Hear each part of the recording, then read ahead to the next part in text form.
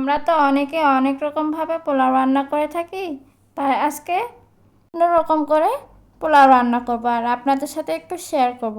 Hello everyone, আসসালামু আলাইকুম। কি কোথা থেকে আমার নতুন ব্লগকে দেখছেন তো কমেন্ট বক্সে জানাবেন। পোলাও রান্না করার জন্য যা যা উপকরণ লাগতেছে তা দেখিয়ে দিলাম।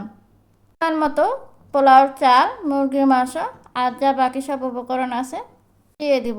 প্রথমে চুলায় প্যান বসিয়ে তেল গরম হলে তেজপাতা, জিরা, গরম মশলা, কেটে রাখা পেঁয়াজ হালকা বাদামি রং হওয়া পর্যন্ত ভেজে নেব।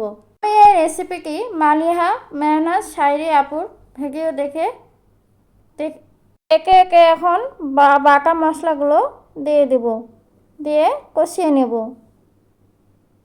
না পুরা আমি তো রান্নাতে তত পারদর্শী নেই, আর এই সবার রান্না দেখি আর একটু ট্রাই করার চেষ্টা করি। মাঝখানে একটা কথা বলি আপুরা, আমি কথা ভালো করে গুছিয়ে বলতে পারি না।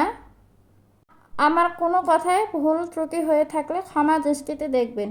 তো এখন টমেটো কুচি দিয়ে দিব, দিয়ে আরেকটু কষিয়ে নেব, ভালোভাবে মশলাটা কষিয়ে নেব। এই পোলাওটিতে ছোলা বুট ইউজ করা হয়েছিল, কিন্তু আমি স্কিপ করে গেছি। আমি আমার মতো করে ট্রাই করেছি। যখন টমেটোগুলো না গলে গেছে ততক্ষণ কষাতে থাকবো।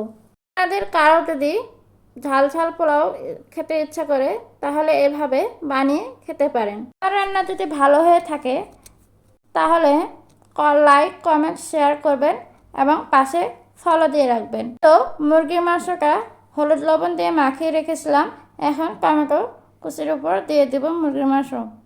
দিয়ে যেভাবে মুরগির মাংস রান্না করা হয় সিম্পল ওয়েতে এভাবে মুরগির মাংসটা কষিয়ে নেব।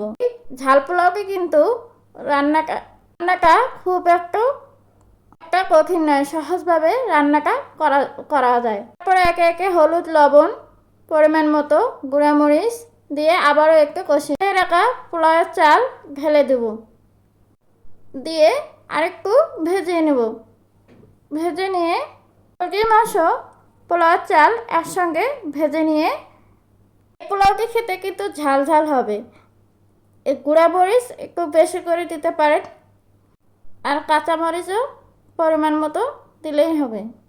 কিন্তু একটু নেড়ে চেড়ে নিয়ে আবারও পরিমাণ মতো পানি দিয়ে একটু দমে রাখবো, ঢেকে রাখবো।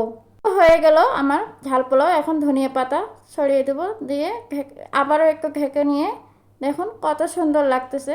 এভাবে পরিবেশন করে খেয়ে দেখবেন।